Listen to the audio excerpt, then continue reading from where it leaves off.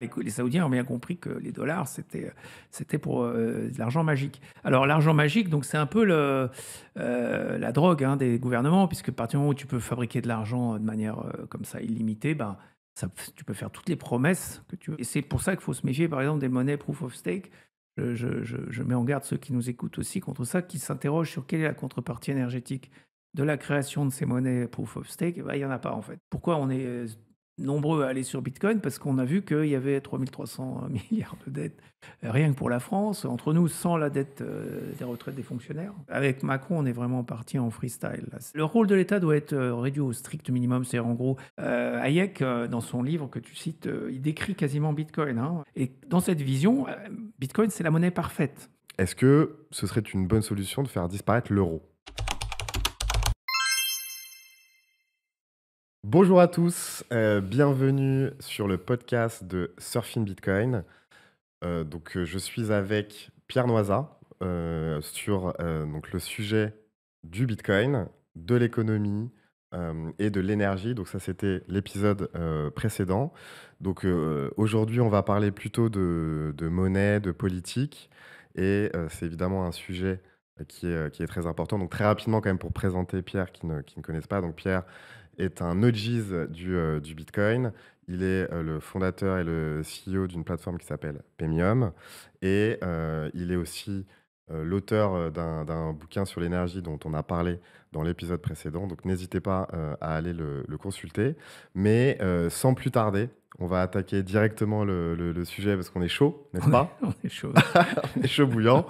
Donc, encore une fois, dans ce premier épisode, on a parlé plutôt de la face énergétique du Bitcoin. Et là, l'idée, c'était plutôt de parler justement de l'innovation monétaire. Parce qu'effectivement, Bitcoin, pour ceux qui ne savent pas, c'est à la fois une révolution, enfin, c'est un système monétaire et un moyen de paiement en même temps. Et ça, c'est une des innovations de Satoshi Nakamoto. Et il a créé justement cette forme de rareté numérique et justement de sortir de ce monopole monétaire. Donc, ce sera ma première question. Euh, Quelle était, selon toi d'ailleurs, la volonté de Satoshi par rapport à ça? Est-ce que c'était clairement identifié d'aller concurrencer finalement le système fiat? D'ailleurs, est-ce que tu pourras très rapidement expliquer ce qu'est le système fiat, le système de monnaie dette? Et est-ce que vraiment Satoshi, selon toi, avait cette ambition d'aller concurrencer ce système fiat? C'est une bonne question, effectivement, Jonathan, parce que le titre du white paper, c'est Electronic Cash System, donc c'est un système de paiement électronique, de cash électronique, donc on est plutôt sur l'aspect de paiement, mais en fait, après, tout ce qu'il a écrit, Satoshi montre qu'il était préoccupé par le système monétaire globalement et la crise de 2008, puisque c'est à ce moment-là qu'il a publié le white paper, donc qui était clairement une crise financière liée au système fiat, hein, puisque donc le système fiat, pour ceux qui nous écoutent, c'est le système de l'argent magique, c'est-à-dire qu'en gros, on peut créer de l'argent de manière illimitée, il n'y a pas de limite physique en tout cas à la création monétaire, dès lors qu'on sort d'un étalon monétaire, hein, puisqu'il y a eu jusqu'en 1971, il y a eu un étalon or, c'est-à-dire qu'en Les gros, accords de Bretton Woods après c'est ça, la c'est-à-dire Seconde que Guerre mondiale. les dollars étaient convertibles en or. Donc quand c'est convertible, c'est-à-dire que si quelqu'un vient avec $1 et dit je veux le contrepartie en or, il faut avoir l'or. Donc ça limite la création monétaire. En 1971, cette limite a été levée par Richard Nixon. D'ailleurs, je précise qu'il l'a fait en direct à la télé, donc c'était le 15 août C'est 1971, ça. et il a dit que c'était provisoire. C'est ça, c'était Voilà. Et provisoire donc, et nous sommes provisoire en qui dure. 2025, évidemment, C'est ça. et on est Il n'y a toujours dans aucune ce chance, système. en tout cas, qu'ils y reviennent. Alors, l'argent magique, donc c'est un peu la drogue hein, des gouvernements, puisque à partir du moment où tu peux fabriquer de l'argent de manière comme ça illimitée, ben, tu peux faire toutes les promesses que tu veux. On parlait dernière fois de la promesse, de la monnaie promesse, la monnaie dette, donc la monnaie fiat, c'est de la monnaie promesse. On fait de la promesse que quelqu'un promet qu'il va rembourser. Et quand c'est l'État, en fait, il ne rembourse jamais. Donc, il paye les intérêts. Bon, après, tant qu'il peut payer les intérêts, ça va. Puis au bout d'un moment, quand on voit qu'il a de plus en plus de difficultés, les taux d'intérêt montent. Et puis, du coup, il ne peut plus payer les intérêts. Et là, c'est la banqueroute et la valeur de la monnaie tombe à zéro. C'est Bien sûr. l'histoire des crises Et qui se passe régulièrement Et sur le j'ai envie de système dire fiat. aussi, et c'est d'ailleurs le cas, si je dis pas de bêtises, en 1971, c'est souvent lié aux guerres. Et en fait, à cette époque-là, il y avait la guerre du Vietnam. Oui, oui, Et Nixon, justement, était un peu pris au piège par oui. cette guerre. Et il fallait justement financer cette guerre. Donc, il fallait pas augmenter les impôts, parce qu'évidemment, ce sont toujours des Voilà, c'est ça. décisions très C'est toujours impopulaires, l'alternative, on crée de la monnaie, évidemment. on emprunte ou on augmente les impôts. Et augmenter les impôts, il y a la fameuse courbe de l'affaire. Exactement. Si tu les augmentes trop, le revenu de l'impôt finit par décroître parce que les gens s'arrêtent de travailler si on leur prend tout ce qu'ils gagnent. Et du coup, la richesse du pays descend Et, et et- tu prélèves moins d'impôts. Exactement. En tout cas, ça a été pour moi, si je dis pas de bêtises, un des éléments finalement dans sa prise de décision Nixon, c'était Ouais, financer c'est ça, c'est ça. cette guerre. Et on voit même, j'ai envie de dire, le système de monnaie dette ou le système keynésien, parce que c'est Oui, oui, un peu ça vient de, c'est ça. Ouais, ça on vient de là. pourrait l'appeler comme ça aussi. Voilà. Ouais, Il y a quand même ce truc, en tout cas de crise, oui. qu'elles soient des crises de C'est guerre ça. ou des crises C'est la économiques. Et voilà. justification en fait de ce système, c'est dire oui, mais comme ça on peut faire face aux crises. Donc les Voilà. pandémies, hein, le Covid, Voilà, exactement. la guerre, alors la guerre en Ukraine pour Macron, Exactement. il a eu les deux justifications Sur- pour créer presque 2000 milliards de Voilà, plus le de quoi qu'il dettes. en coûte, hein, C'est n'est-ce ça, pas, on s'en voilà. rappelle. Ouais, Voilà. Et puis plus généralement, promettre des prébendes à des gens qui vont censément voter après pour le gouvernement en question, puisque le gouvernement fait des promesses, c'est pour rester au pouvoir en général. Et donc, il emprunte aussi pour faire distribuer des chèques. Donc, ça a plein de défauts. Alors, juste pour ceux qui nous écoutent, donc la création de l'argent magique, hein, c'est un jeu d'écriture par la banque. Un coup, on écrit le montant du prêt. Donc, je prends l'exemple de 10 000 euros sur le compte de l'emprunteur. Donc, ça lui fait plus 10 000 euros sur son compte. C'est ce que la banque doit à l'emprunteur. Donc, c'est au passif de la banque. Et puis, elle écrit 10 000 euros à son actif, puisque c'est le contrat de prêt qui a été signé par l'emprunteur. C'est à son actif, c'est l'argent que l'emprunteur lui doit. Donc, d'une main, elle dit vous me devez 10 000 euros. De l'autre côté, elle dit je vous dois 10 000 euros. Donc, c'est ça, c'est le jeu d'écriture. C'est là où il y a le côté jeu de Bonneto, enfin, argent magique, dans la création monétaire de la monnaie fiat.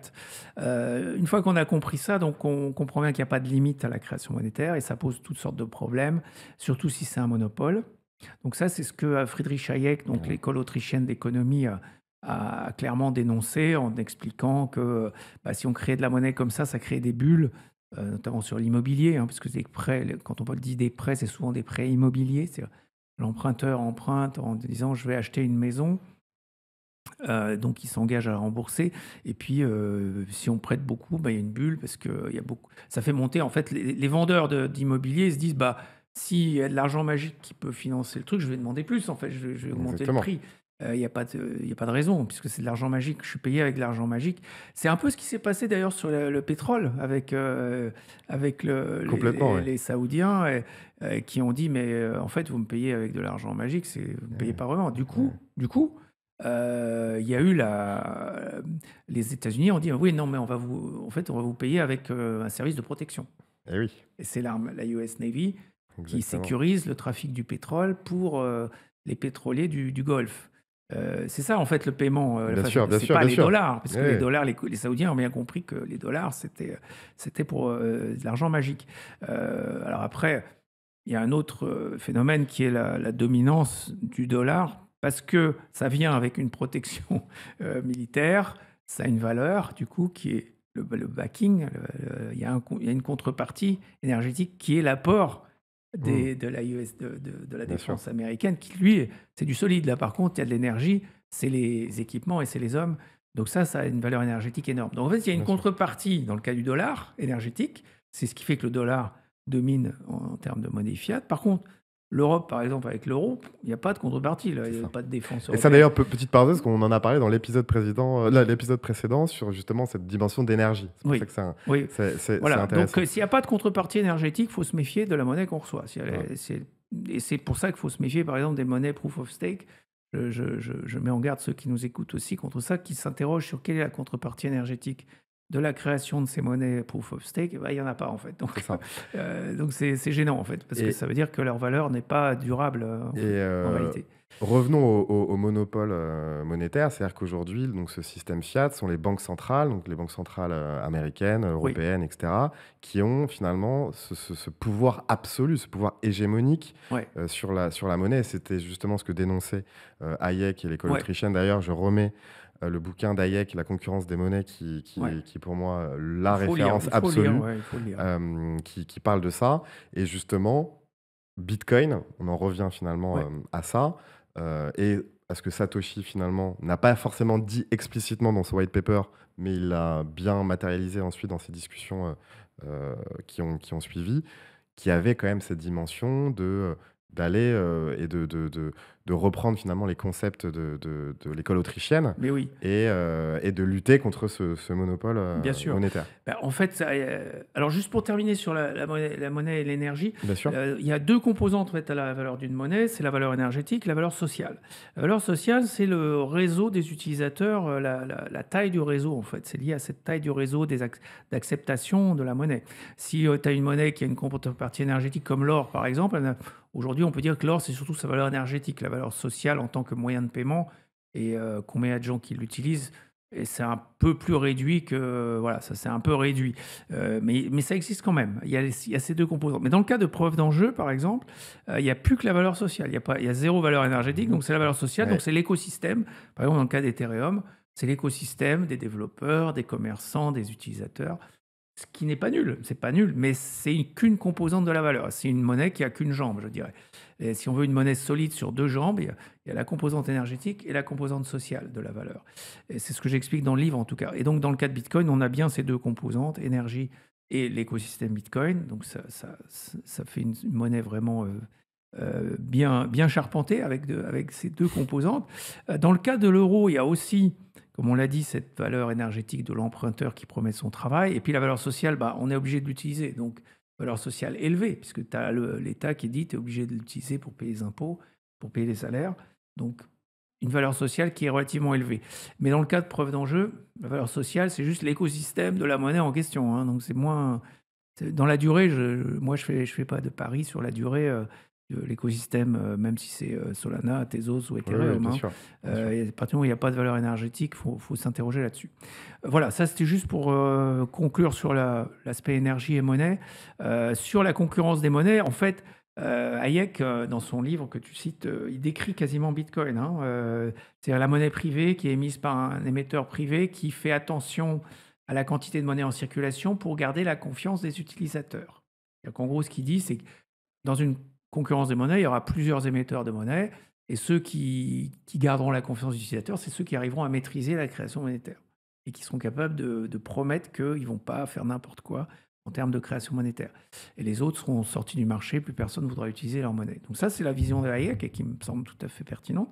Et dans cette vision, Bitcoin, c'est la monnaie parfaite que Hayek n'a pas imaginée parce qu'elle n'existait pas à l'époque, mais il l'a décrite. Il n'avait pas la solution technique, mais et donc tu as une concurrence des monnaies aujourd'hui, mais avec une monnaie parfaite qui est Bitcoin, du point de vue de Hayek, et puis la monnaie d'État, parce que l'État va continuer, même dans une concurrence des monnaies, l'État va continuer à faire Bah oui, ça. ça t'apporte un tel pouvoir que de toute Voilà, façon. donc il ne va pas renoncer. Donc dans une concurrence des monnaies telle que Hayek l'appelle de ses voeux, il y aurait, aujourd'hui en 2025, il y aurait Bitcoin et la monnaie fiat du gouvernement. C'est exactement ce qu'on observe au Salvador entre nous. Il y a Bitcoin et le le dollar.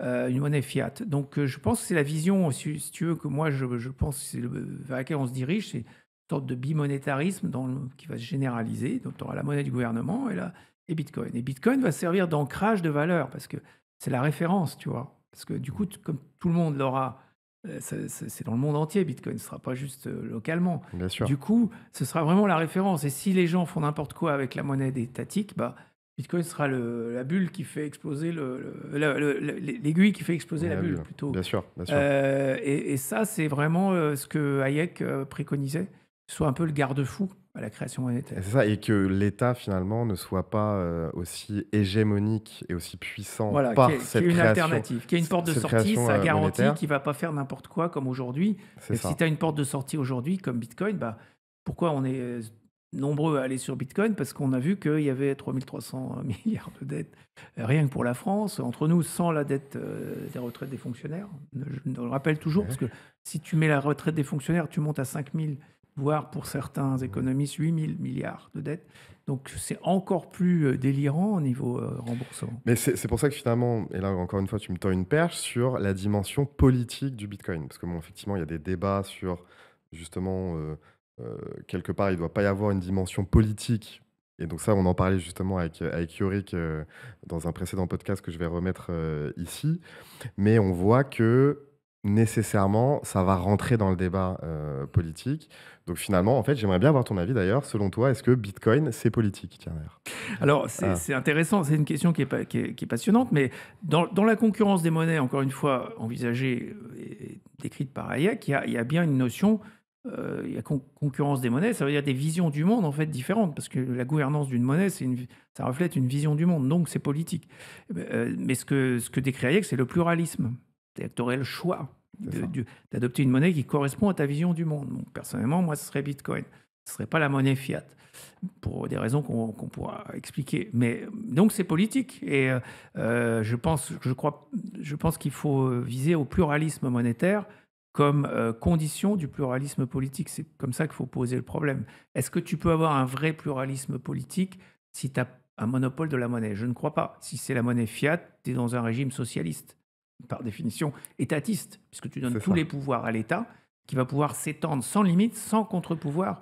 Et c'est exactement ce qu'on observe entre nous. C'est-à-dire que C'est ça. le poids de l'État augmente chaque année. On est sur des prélèvements obligatoires 57%, hein. Je regardais Mmh, les feuilles de paye chez Paymium. Donc, mmh. quand on paye 100, un cadre va toucher 43. Je faisais le calcul. Incroyable. C'est-à-dire que je pourrais plus que doubler le salaire de la personne en lui disant, bon, les services publics, on oublie, hein, parce que Ah de toute ouais. façon, tu as vu ce que c'est. Voilà. 3 mois pour avoir un rendez-vous chez le docteur, bon, je pense Mmh. que si, faut mieux privatiser à ce stade-là, hein. Et tu es d'accord, l'éducation, c'est pareil. Bien sûr. L'éducation, chute libre du niveau et tout ça. Absentéisme, le privé fonctionne, je crois, 2 fois mieux Bien sûr. que le public en termes d'éducation. Pareil, je paye le privé avec, si on double mon salaire, j'ai aucun problème pour payer l'école. Tu vois, tout à l'avenant, en fait. Et la retraite par capitalisation. Alors, la retraite, c'est le truc le plus compliqué parce que tu ne peux pas le faire du jour au lendemain. Tout ce que j'ai dit là, privatiser l'école, privatiser l'énergie, La retraite, privatiser toutes sortes de services, tu peux le faire quasiment du jour au lendemain. Et il faut le faire du jour au lendemain, d'ailleurs. Ce serait ma préconisation. Tout faire très vite et en même temps. Par contre, la retraite, c'est la capitalisation. Ça se met en place sur la durée. Donc, il y aurait cette petite nuance que malheureusement, la répartition étant un Ponzi, mais pour en sortir de ce Ponzi, il faut presque une génération. Donc il faut introduire la capitalisation le plus vite possible, mais c'est le frein, ce sera le frein le plus important, c'est bien sûr. la bascule sur la Parce que capitalisation. après, en gros, pour revenir à l'État, en fait, encore une fois, lui, il est un peu tiraillé, on va dire, dans l'esprit, en tout cas en théorie, parce qu'il se dit, voilà, en fait, me déposséder de ce pouvoir de création monétaire, c'est quand même me mettre une balle dans le pied, parce que quelque part, tu te mets à la place de l'État, Bah, l'État, tu te dis, ce en sont des fait, gens. j'ai L'État, pas c'est des envie, gens. Donc, ils veulent garder leur job. ben voilà, Ils veulent que leurs enfants deviennent fonctionnaires, peut-être. Je sais pas. Ils ont fini par s'auto-persuader parce qu'ils sont un peu en circuit fermé. Ils finissent par s'auto-persuader que c'est mieux que le privé. Donc, il y a une espèce de religion que dire que l'État, que le privé, c'est péché, le profit, c'est péché, la rentabilité. Il y a même une personnalité politique comment dire, se moquait de la rentabilité des agriculteurs. Donc c'est oui, oui, très choquant, quoi. Donc ils sont dans une bulle entre eux, dans l'entre-soi total, donc déconnectés du réel. Donc il faut que ça cesse. Mais oui, pour moi, un monopole monétaire, ça correspond à un régime socialiste. Socialiste de droite ou socialiste de gauche, mais bien sûr. socialiste fondamentalement, puisque c'est l'État qui s'occupe de tout, et surtout qui va pouvoir s'occuper de chaque année un peu plus de davantage de choses, puisque la bureaucratie génère, si tu veux, sa propre croissance. C'est ce que Hayek appelle un phénomène auto-accélérateur. C'est comme l'inflation. C'est-à-dire que si tu crées une bureaucratie, elle va avoir tendance à grossir, parce qu'elle n'a pas de contre-pouvoir en face. C'est l'État, donc il a un peu tous les pouvoirs. Si tu lui donnes de l'argent magique, elle peut grossir sans C'est limite. ça. Et C'est ça. C'est exactement ce qu'on observe. exactement ça. Donc voilà, il faut sortir de ça, parce que là, après 40-50 ans de socialisme en France, on est très mal, quoi. Bien sûr, bien sûr. On Et donc, s'appauvrit. En fait, le problème, c'est que tout le monde s'appauvrit. et donc, en gros, effectivement, on voit qu'il faut séparer la monnaie de l'État. Ce que, évidemment, malheureusement, depuis 50 ans, comme tu viens de le dire, ce qui n'est absolument pas le cas. Mais là, du coup, pour revenir un peu sur de l'actualité, on a vu, donc il y avait un débat. Alors, on va parler des MNBC. Sur les MNBC, à l'époque de Joe Biden, président des États-Unis, effectivement, on sentait que l'équipe de Biden voulait créer ce dollar numérique. Oui, oui. Après, il y a eu donc ce débat, notamment, en tout cas, si je dis pas de bêtises, cette annonce de Trump, je crois que c'était à Bitcoin Nashville, si je dis pas de bêtises, où justement il a déclaré publiquement dans cette conférence qu'il n'allait évidemment pas aller dans le sens de Biden à faire ce dollar numérique. Et justement, quelques années plus tard, et là on est en juillet 2025, où Trump, alors maintenant président des États-Unis, a lancé ce qu'on appelle le Genius Act et cette fameuse libéralisation, privatisation du dollar, Mm. avec la possibilité, en tout cas, d'inciter, ou en tout cas de rendre accessible, de rendre possible la création de stablecoin Ouais, dollars. ouais. Et on voit aujourd'hui, hein, évidemment, alors j'ai plus les chiffres en tête exactement, mais je crois que c'est 99,8%, si je dis pas de bêtises, plus tu as les chiffres, des stablecoins aujourd'hui qui sont libellés en Bien dollars. sûr. Et on voit en Europe, évidemment, Christine Lagarde, qui préside la Banque centrale, qui, elle, est farouchement opposée, en tout cas qui désincite de manière très forte la création de stablecoins euro. Et tout simplement, et quelque part, elle est cohérente dans sa logique. Tu vois, on ne peut pas lui reprocher ça. Pour mettre en avant ce fameux euro numérique dont on parle depuis... je ne sais plus combien de temps, combien de milliards, alors peut-être pas, j'exagère, combien de millions ont été Ouais, mais oui. dépensés Ça lui coûte rien. dans ces projets, dans ces expérimentations, C'est ça. dans tous ces trucs, Soi-disant expérimentation. etc. Donc je ne sais même plus à quel stade on en Oui, est, à la oui. 8e ou Je crois qu'il 9e. voulait faire 5 ans d'expérimentation. Voilà, C'est un c'est truc absurde, quoi. des trucs où on voit encore une fois l'argent public dépensé inutilement, mais bon, ça c'est Ouais, encore parce qu'il y a des emplois derrière. Hein, ça nous coûte cher. un autre débat. Mais effectivement, déjà, d'un point de vue idéologique, on voit que les États-Unis, matérialisés par Donald Trump, qui lui a bien compris ça, et que justement lui, parce qu'il est quand même pas bête, il veut aussi rendre le dollar encore plus puissant. Et le fait de créer des stablecoins dollars, ça permet encore une fois de fluidifier l'économie sur les Bien paiements sûr. internationaux, etc. Et donc de renforcer quelque part le pouvoir du dollar. Alors qu'en zone euro, finalement, Christine Lagarde est en train de faire l'inverse. Je ne sais pas quel est ton avis sur tout ce que je viens de dire, et si tu as... C'est que les Américains ont compris que Bitcoin était une monnaie américaine, en fait. Donc, ils ont, comme le Salvador, ils ont le dollar et le Bitcoin maintenant, en fait. Les Européens, une fois de plus, c'est ce que je disais sur les politiques européennes, c'est que c'est vrai pour les politiques françaises aussi, mais c'est le problème de sélection de ces gens qui sont fondamentalement incompétents en matière de numérique. Donc quand Christine Lagarde essaye de faire de la stratégie numérique, on voit ce que ça donne. Voilà, c'est l'échec complet. Tous les Européens perdent évidemment dans ce contexte. On donne le monopole, mais en plus à des gens pas forcément compétents. Donc c'est une catastrophe. Mais les Américains, par contre, on joue très très bien leur carte et assoient la dominance du dollar grâce à ces stablecoins qui sont émis en contrepartie de bons du Trésor américain. Parce que finalement, revenons à cette guerre des monnaies, parce que entre donc le Bitcoin, l'euro, le dollar, qui évidemment se numérise notamment à travers donc les stablecoins dont on vient de parler, et il y a aussi l'émergence de probablement de nouvelles monnaies, donc des BRICS. Je ne sais pas si tu avais entendu parler de ça. On voit que évidemment chaque zone géographique, encore une fois, a bien compris le pouvoir de la monnaie, etc. Et donc, cette concurrence des monnaies, et je pense, va s'accentuer avec cette numérisation de la monnaie. Aujourd'hui, si tu veux, tu as les États-Unis qui dominent le numérique, donc qui naturellement font du Bitcoin une monnaie américaine. Donc, en gros, l'émission des stablecoins, c'est aussi une manière de soutenir la demande pour les bons du Trésor américain. Donc, quelque part, la dette américaine, Complètement. Elle baisse. Et Le coût de l'endettement américain baisse grâce à ce mécanisme. C'est important de le préciser, je te coupe. En fait, les stablecoins permettent de financer les économies et les États. Exactement. Indirectement. Et ça, en fait, les gens n'ont pas forcément... Bien sûr, et surtout, ça crée une demande pour les obligations, les bons du Trésor. Donc ça, quelque part, ça facilite l'endettement. Bien sûr, et à vérifier, mais je crois que Tether, enfin l'USDT, ils ont 10%, je crois, de la dette américaine. Ouais, c'est ça, c'est des gros détenteurs de dette américaine. Après, donc, tu as les États-Unis. Après, tu as les petits États agiles. Comme toutes les petites entreprises sont plus agiles que les grosses. Donc, les petits États, à côté des États-Unis, il y a le Salvador, le Bhoutan, la Suisse. On ne parle pas peut-être assez de la Suisse, mais la Suisse, à ma connaissance, la Banque de Suisse a des actions stratégiques.com. Hein, donc, Donc, ils C'est sont vrai. exposés autant qu'ils puissent parce qu'ils Mmh. ne pouvaient pas détenir de Bitcoin en direct, donc ils ont pris des actions stratégie. Bah, c'est comme avoir des Bitcoins, en fait, hein. Bien sûr. Donc la Suisse le fait. Il n'y a qu'en France, encore une fois, la Banque de France a arc-bouté sur son idéologie et son monopole qui travaille contre l'intérêt général et pour notre appauvrissement à tous. C'est Ils clair. nous appauvrissent.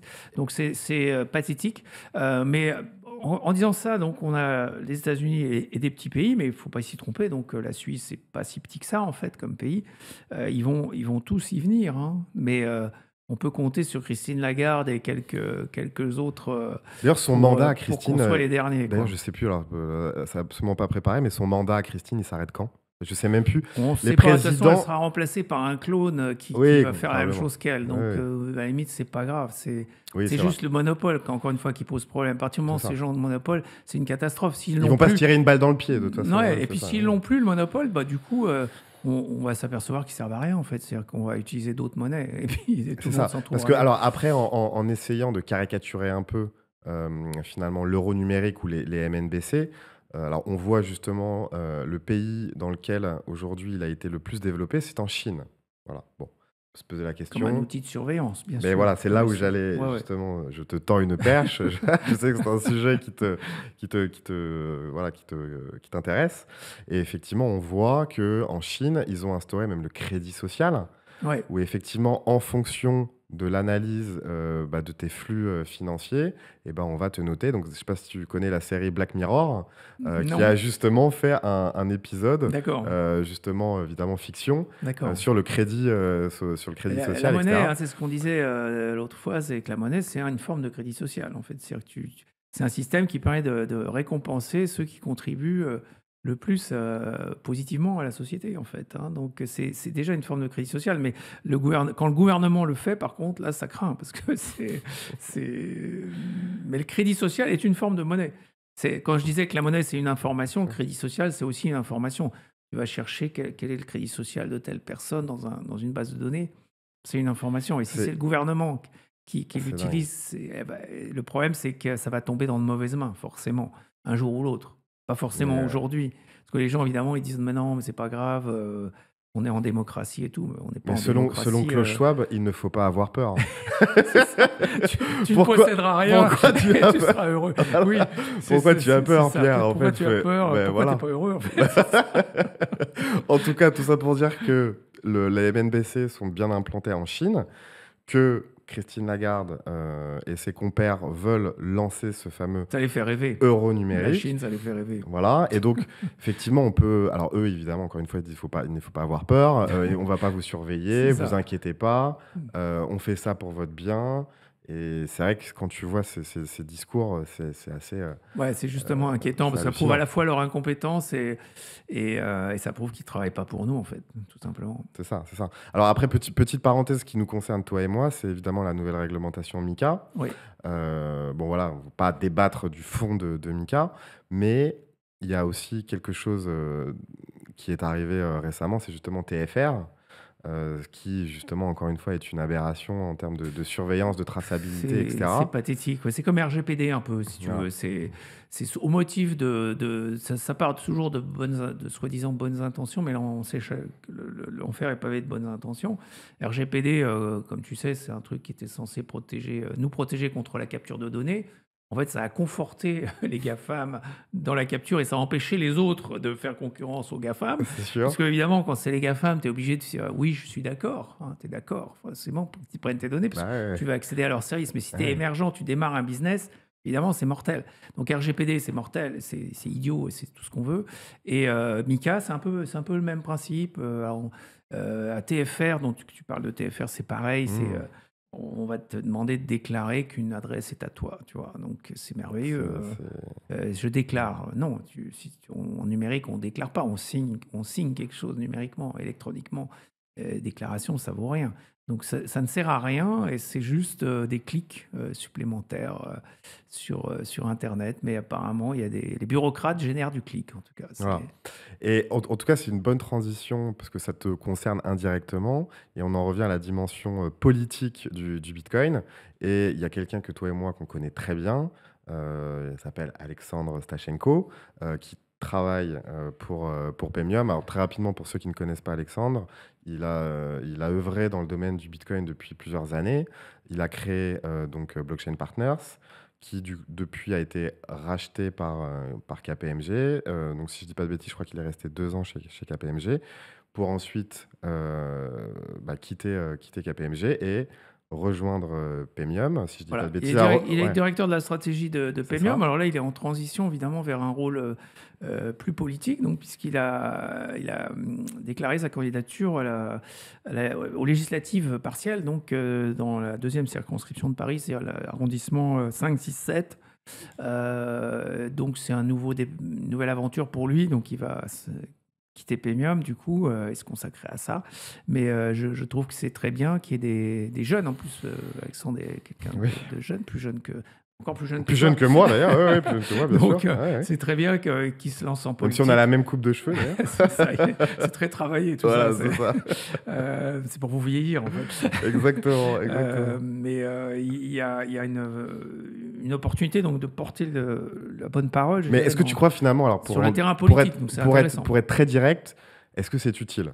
Mais Et oui, est-ce que toi d'ailleurs, tiens, question, est-ce que toi campagne. tu l'aurais fait? Alors peut-être pas maintenant, parce Alors, que tu te considères trop vieux, je ne sais pas non, d'ailleurs, non, ou pas? moi Ou pas, j'ai ou est-ce pas que j'ai t'as pas aucune de... ambition politique, je politique? je Ok. peux le dire très Ok. toute sincérité, Ok. très Ok. franchement, j'ai aucune ambition politique. Si jamais je devais faire de la politique, c'est vraiment, je serais obligé pour Ok. rendre service, quoi. Mais j'ai aucune ambition politique. Par contre, le fait de faire une campagne comme Alexandre va le faire, ça c'est utile. Comment dire, c'est un canal de communication qui est intéressant, qui est nouveau. Il n'y a personne qui a fait campagne pour Bitcoin sur le terrain politique jusqu'à présent. Donc, c'est ça que je trouve intéressant. Ça a eu lieu aux États-Unis. Si tu te souviens, il y a eu quelques sénateurs qui bien ont sûr. dit on est Trump. Bien Quelque sûr, part, Trump. Ah bah a ouais, fait complètement. campagne sur ce sujet. La particularité d'Alexandre, c'est qu'il est vraiment centré sur la Bitcoin, la liberté individuelle. Bah, Puis, c'est un petit peu ce qu'on défend aussi, toi et ouais, moi. Hein, donc ça, ouais. pour moi, franchement, je suis totalement aligné avec ce dont il parle. Et donc, c'est pour ça que je suis en soutien complet de cette candidature. Alors évidemment que toi et moi, et probablement beaucoup des gens de l'écosystème vont le soutenir, mais j'essaie de prendre de la hauteur et je me dis, parce que globalement, bon, même s'il y a des sondages qui disent qu'il y a entre 12 et 18% des Français qui ont de la crypto et du Bitcoin, j'ai peur que finalement ce discours-là soit inaudible. Enfin, je sais pas, tu vois, c'est un peu ce que je ressens. Dans un pays socialiste comme la France... Si en gros, en fait, tu vois, le truc, c'est que moi, je me dis peut-être que stratégiquement, il faudrait peut-être prendre une stratégie un peu plus détournée. C'est pas du tout le choix d'Alex. Lui, c'est frontal Bitcoin.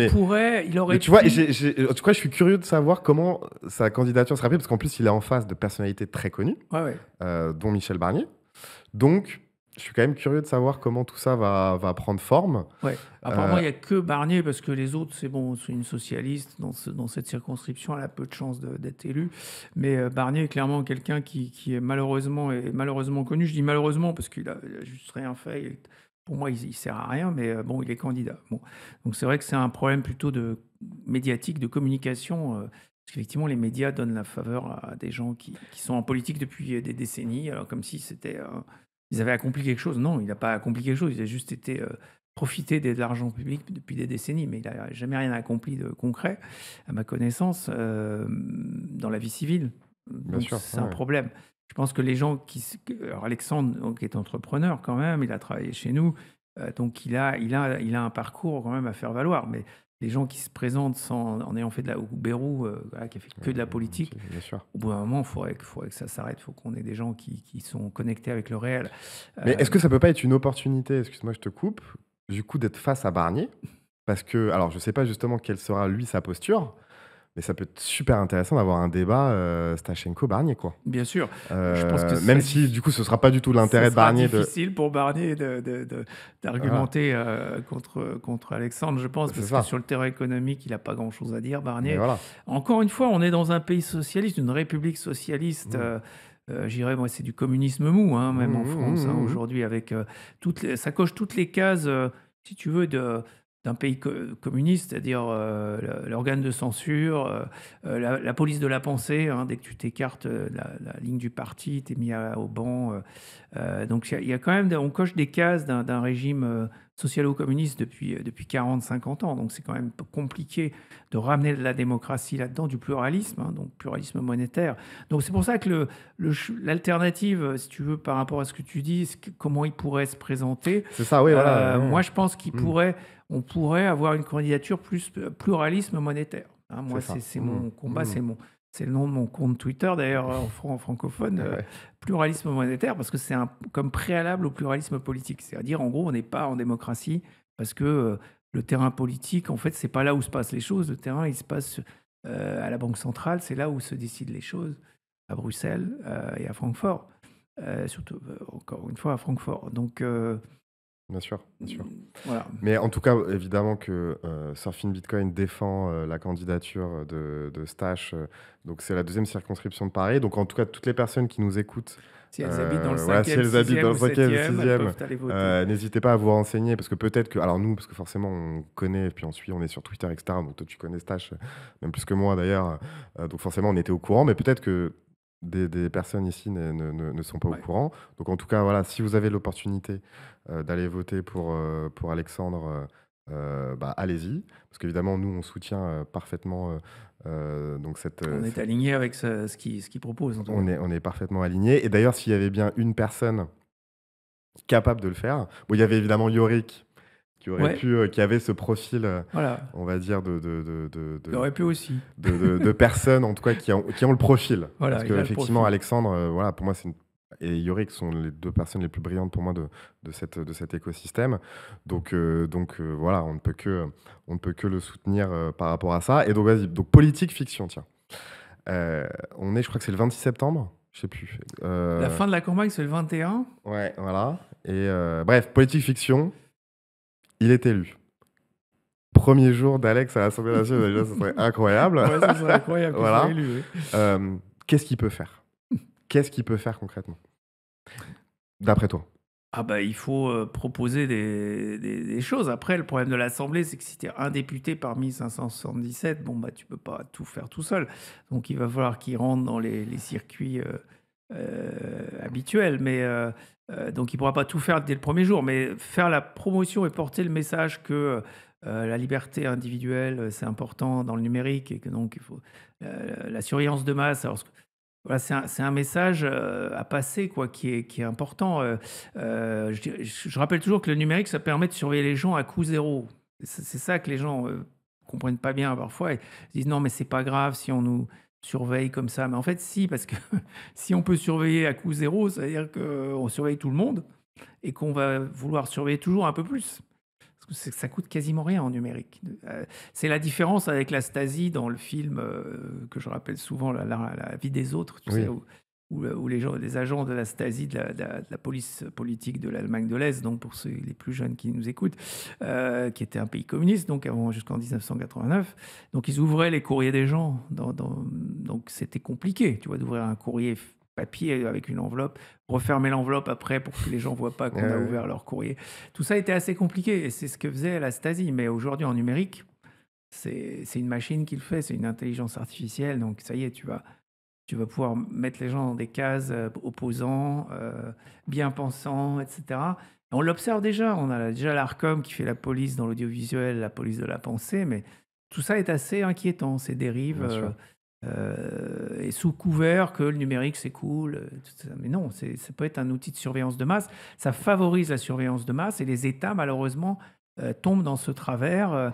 On l'a dit à propos de la bureaucratie s'étend, mais la surveillance de masse aussi, puisque c'est un peu Bien sûr. ce que permet le numérique Bien sûr. et l'argent magique aussi. En tout cas, pour revenir à la candidature de Stash, de mon point de vue, ce qui me semble être extrêmement utile, c'est, alors évidemment, je ne sais pas lire l'avenir, donc je ne sais pas comment les choses vont évoluer, mais ça peut être un énorme coup de projecteur, parce qu'en France, quand même, on est un pays très politique, et quelque part, nous, entrepreneurs, on a essayé de faire émerger ce sujet-là, mais on sent que ça reste marginal. Bon, même si tu me diras 12 à 18% de la population ont des cryptos et du Bitcoin, donc c'est un peu grâce à nous. Ouais. Mais pour que ça prenne, tu vois, que la sauce prenne vraiment, peut-être que c'est le canal politique Ouais. que choisit Clairement. Alexandre qui peut faire bouger les choses. Ouais. Tu vois, moi, je vois par exemple, admettons qu'il gagne.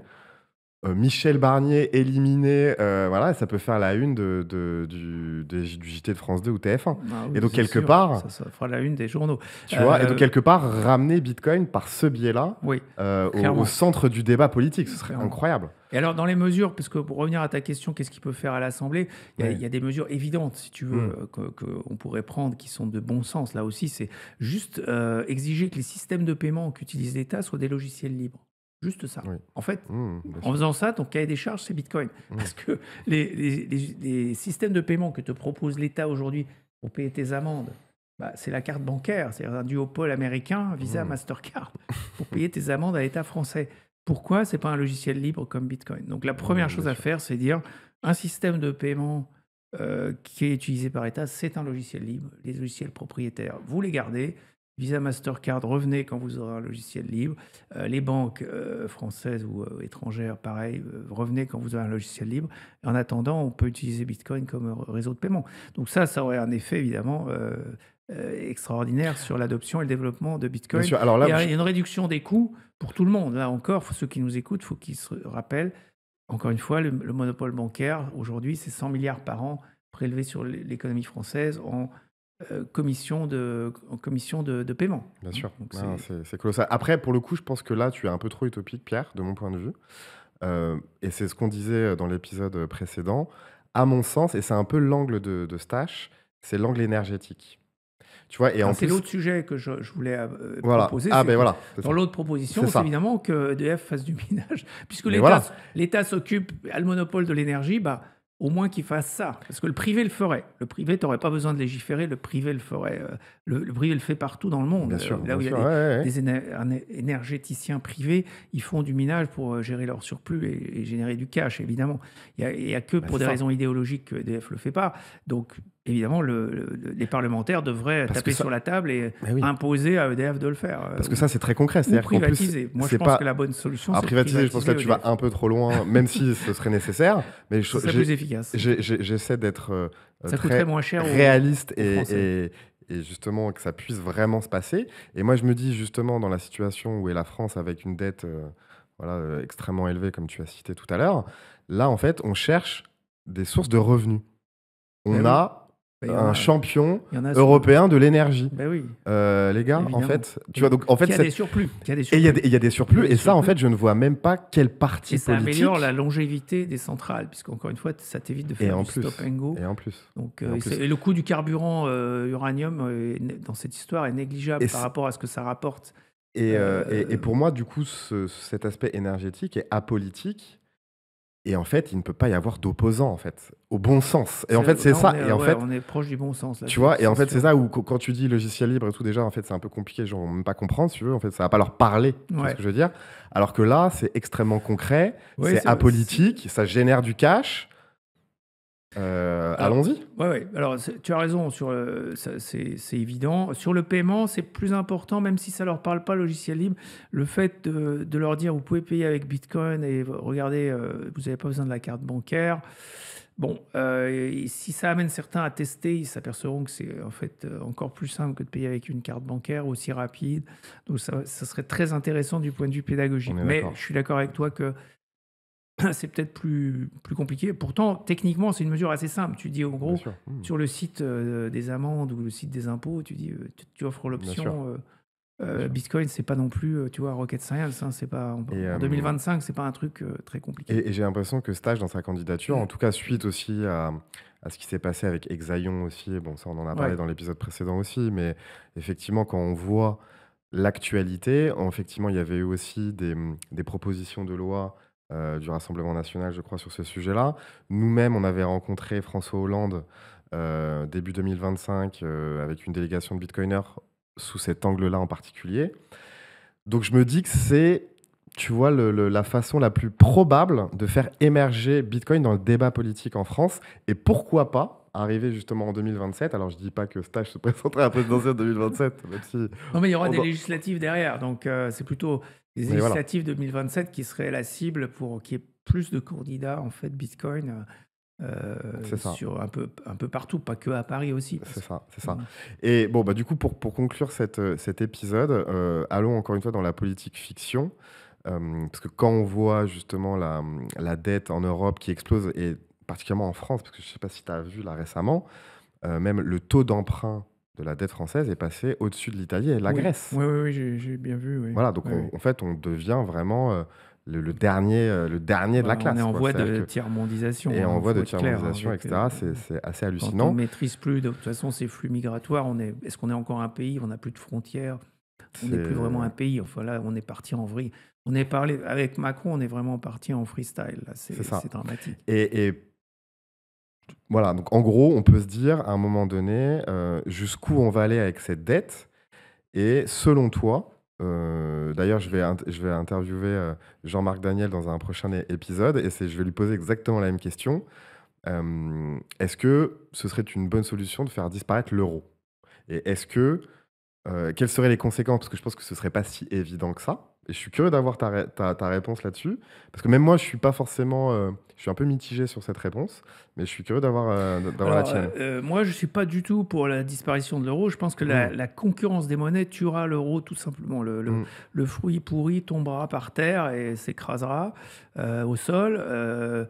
C'est juste, faut pas l'interdire, faut pas empêcher les gouvernements de faire leur monnaie étatique. C'est juste que s'il y a une concurrence des monnaies, quelque part on privatise la monnaie, bah, tout marchera mieux. Parce que c'est pas le rôle de l'État. L'État, c'est la justice, la police et l'armée.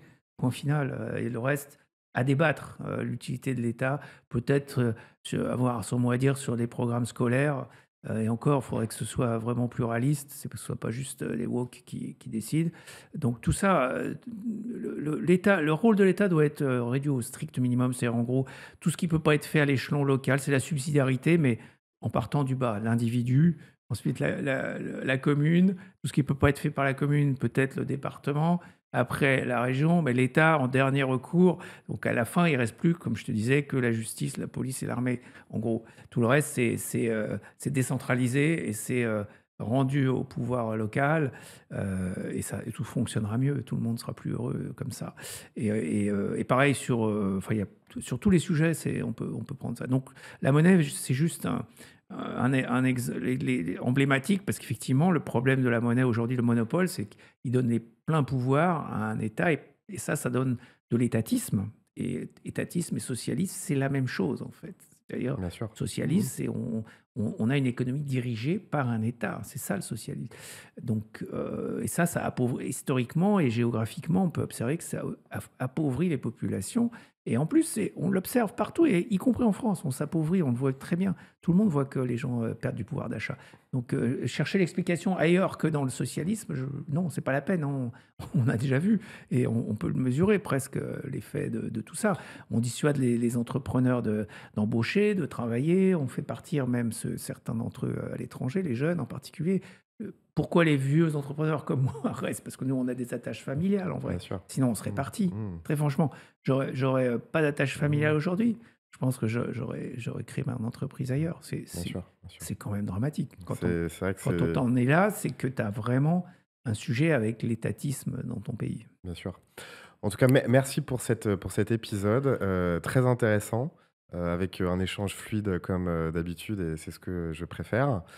Et en tout cas, les prochains mois vont être très intéressants. On souhaite beaucoup de succès à Alexandre Stachenko dans sa candidature à la députation, donc la deuxième circonscription de Paris.